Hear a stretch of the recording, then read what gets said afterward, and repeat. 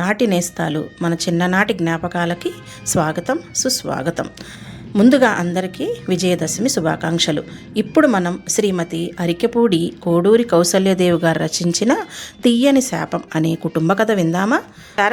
శారద ఇంకా రాలేదా లక్ష్మి అంటూ ఆఫీసు నుంచి వచ్చి మడత కుర్చీలో కూర్చుంటూ అడిగాడు శివరావు. రాలేదు అని భార్య సమాధానం. 10 నిమిషాలాగి మళ్ళీ అదే ప్రశ్న వేశాడు శివరావు. అబ్బా, వస్తే అలా గుమ్మంలో నుంచే వస్తుంది కదా అని విసుగ్గా సమాధానం చెప్పింది లక్ష్మి.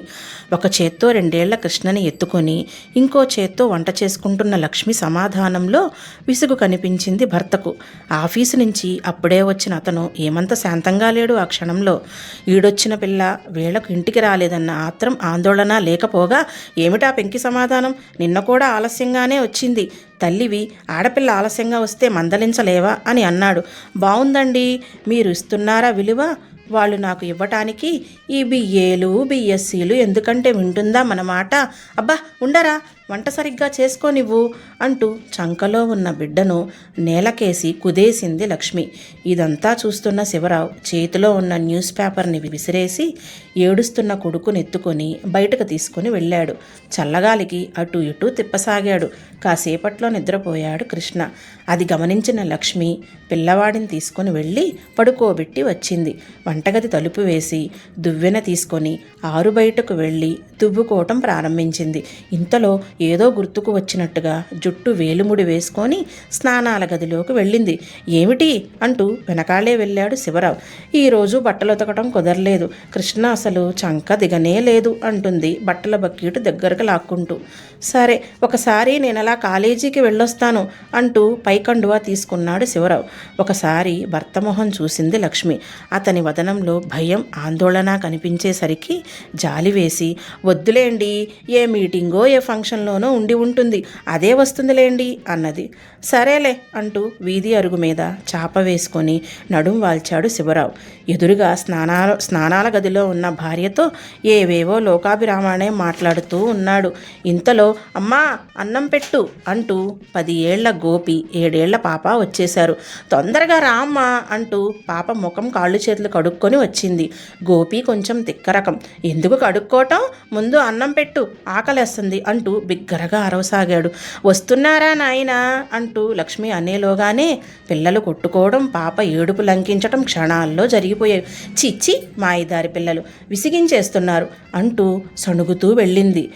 ఇంకా కలగ చేసుకోపోతే లాభం లేదనుకున్నాడు శివరావు. పాప ఏడు పాపు అంటూ గోపి చెల్లెల్ని కొట్టడానికి సిగ్గులేదండ్రా, గాడిదలా ఉన్నావు, ఇంకొకసారి ఇలా అల్లరి చేశావంటే కాళ్ళు విరిచేస్తాను, జాగ్రత్త. అమ్మ పనిలో ఉంది కదా, తొందర పెట్టకూడదని జ్ఞానం లేదట్రా నీకు? తండ్రి హూంకరింపుతో కుక్కిన పేనుల్లా అయిపోయారు పిల్లలు.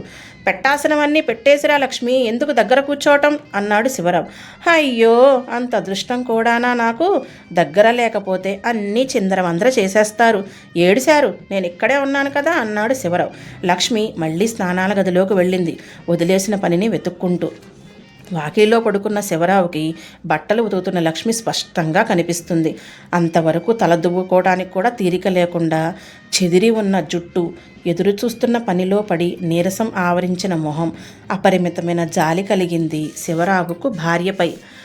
ఆడదానివి కాదు, పని పాటలు చేసుకోపోతే ఎలాగా? సరిగ్గా అదే సమయంలో కూతురుపై చిరాకు కోపం వచ్చాయి.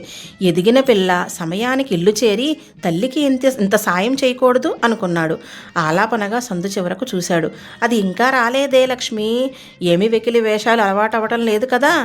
ఏమో ఈ కాలపిల్లలు అని భార్య వైపు తిరిగాడు. చచ్చా అంటూ, అది మన బిడ్డండి, అది ఎలాంటి పొరపాట్లు చేయదు అని అందుకుంది లక్ష్మి. శివరావు మౌనం వహించాడు. బట్టలు ఉతకడం పూర్తయింది. అవి ఆరవేస్తుండగానే ఏమైందో ఏమో కృష్ణ లేచి ఏడవటం ప్రారంభించాడు. పైకి ఏమీ అనలేకపోయినా భార్య మీద ఎనలేని జాలి కలిగింది శివరావుకి. లేచిన దగ్గర నుంచి పడుకునే వరకు ఉరుకులు పరుగులు బ్రతికే కదా అనుకున్నాడు. ఇంతలో శారద రానే వచ్చింది. అమ్మ అని వీధిలోనే ఉత్సాహంగా కేకలు వేసుకుంటూ. విసుగ్గా ఉన్న లక్ష్మి ఆ ఉత్సాహాన్ని కూడా గమనించే స్థితిలో లేదు. ఏం అయ్యాయా పెత్తనాలు, ఇప్పుడు ఇల్లు జ్ఞాపకం వచ్చిందా? పిల్లాడు ఏడుస్తున్నాడు, నేను చూస్తాను కానీ ఈ బట్టలు ఆరేసిరా అంటూ తడి బట్టలు శారద భుజం మీద వేసింది.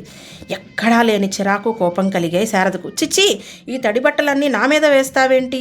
చక్కటి ఓణీ జాకెటు నాశనం, ఇలా వచ్చానో లేదో అలా ఏదో ఒక పని అంటగడతావు అంటూ కోపంగా చేతిలో ఉన్న పుస్తకాలు కిటికీలోనికి విసిరేసి బట్టలు ఆరేయటానికి బయలుదేరింది. కోపం వచ్చింది శివరావుకి. ఏమిటా చేదరింపులు, నువ్వు ఆడదానివి కాదు, ఏదో ఒక పని చేసుకోకపోతే ఎలాగా అంటూ శారదని కేకలు వేశాడు.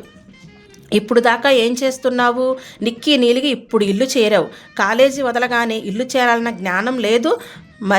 మరే కాలేజీ ఫంక్షన్లో పాటల రిహార్సల్స్ ఉంది అంది శారద భయంగా తండ్రి ఉగ్రరూపం చూసి. చాలే, పాటలు డ్యాన్సులు మనలాంటి వాళ్ళకు కాదు కానీ బుద్ధిగా టైంకి ఇంటికి తగలడు. పనులలో అమ్మకి కొంచెం సాయం చెయ్యి, మళ్ళీ ఇలా ఎప్పుడూ ఆలస్యం చేయవద్దు అంటూ కోపంగా పైతువ్వాలు దులుపుకుంటూ వెళ్ళిపోయాడు శివరావు. పిల్లాన్ని పడుకోబెట్టి లక్ష్మి వచ్చేసరికి శారద బట్టలు ఆరేయటం పూర్తి చేసింది. వంటగదిలోకి వెళ్ళి తల్లి వదిలేసిన పనిని పూర్తి చేయసాగింది. పొద్దుననగా తినిపోతుంది హడావిడిగా, సరిగ్గా తిననే తినదు. అది వంట పూర్తి అయిన నాడు మాత్రమే. మధ్యాహ్నం ఏ టిఫినో తినమని డబ్బులిచ్చి పంపే ఆర్థిక స్తోమత లేదు. కాలేజీ ఇంటికి 2 మైళ్ళ దూరం. తిరిగి ఇంటికి నడుచుకుంటూ వస్తుంది. ఎప్పుడైనా రిక్షా కాళ్ళీడ్చుకుంటూ వస్తుంది. పాపం రాగానే ఇద్దరం తిట్టేశాం. శారదా, కాఫీ తాగావా అంది కూతురి చేతిలో పనందుకుంటూ. లేదు అంది ముక్తసరిగా. అదిగో ఆ గ్లాసులో కాఫీ ఉంది కానీ వెచ్చబెట్టుకొని తాగు అంది. శారద మాట్లాడలేదు, కాఫీ తాగలేదు. మౌనంగా గదిలోకి వెళ్ళి కాలేజీ దుస్తులు మార్చుకుంది. వెళుతున్న కూతురుని చూసి ఒక నిట్టూర్పు వదిలింది లక్ష్మి. తానే కాఫీ వేడి చేసి తనే తీసుకొని వెళ్ళింది. శారద బట్టలు ఇస్త్రీ చేస్తుంది. మాట్లాడకుండా కాఫీ తాగి గ్లాసు ఇచ్చేసింది. చాలా బాధ అనిపించింది లక్ష్మికి. మాటలు కలపాలనే ఉద్దేశంతో ఏమిటి ఇందాకేదో చెప్పాలని వచ్చావు అంటూ అడిగింది మృదువుగా. శారద తలెత్తకుండా ఏమీ లేదు అంది. బాగుంది తల్లి నీ కోపం. నువ్వు తల్లి కోపంతో ఒక మాట అనకూడదా? బిడ్డల్ని ఇదేనా మీ కాలేజీల్లో చెప్పే చదువు? శారద ఏమీ మాట్లాడలేదు. పుస్తకాలు తీసి చదువుకోవటానికి ఉపక్రమించింది. ఏదో గుర్తుకు వచ్చిన దానిలా పుస్తకాలు మూసి వంటగదిలోనికి వెళ్ళి భోజనాలు వడ్డిస్తున్న తల్లికి సాయం చేద్దామని చూసింది. అది గమనించిన లక్ష్మి, నేను వడ్డిస్తాలేమ్మా, నువ్వు కూర్చో అంది.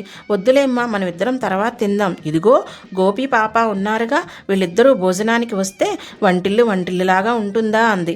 వీళ్ళిద్దరూ ఇందాకే తిన్నారు కదా, మళ్ళీ ఏంటి అంటూ పీట వేసుకుంటూ అన్నాడు శివరావు. చిన్నపిల్లలు కదా నాన్న, సరిగ్గా తిని ఉండరు అంటూ సర్ది చెప్పింది శారద. వీళ్ళ మొహం ఎన్నిసార్లు తినడం మంచిది కాదు, పాలు ఇస్తూ ఉండు లక్ష్మి వీళ్ళకి అన్నాడు శివరావు. అలాగే అంది లక్ష్మి. వాళ్ళ భోజనాలు అయ్యాక అక్కడంతా శుభ్రం చేసి ఒక్కటే పీటను వేస్తున్న శారదను విసుగ్గా చూస్తూ అదేంటమ్మా ఒక్క పీటే వేస్తున్నావు అంది లక్ష్మి. ఇబ్బందిగా పెట్టింది శారద ముఖం. నువ్వు తినేయమ్మా, నేను పడుకునే ముందు తింటాను. ఇప్పుడే తింటే నిద్ర వస్తుంది. చదవాల్సినవి చాలా ఉన్నాయి. ఏం చదువులో ఏం లోకమో మూలిగింది లక్ష్మి. ఎప్పుడో పొద్దుననగా తిన్నావింత ముద్ద, పోనీ కొంచెం టీ తాగుదు గానిలే తర్వాత అంది. లేదమ్మా నువ్వు తిను అంది శారద. ఇక వాదించే ఓపిక లేక తినటానికి కూర్చుంది లక్ష్మి.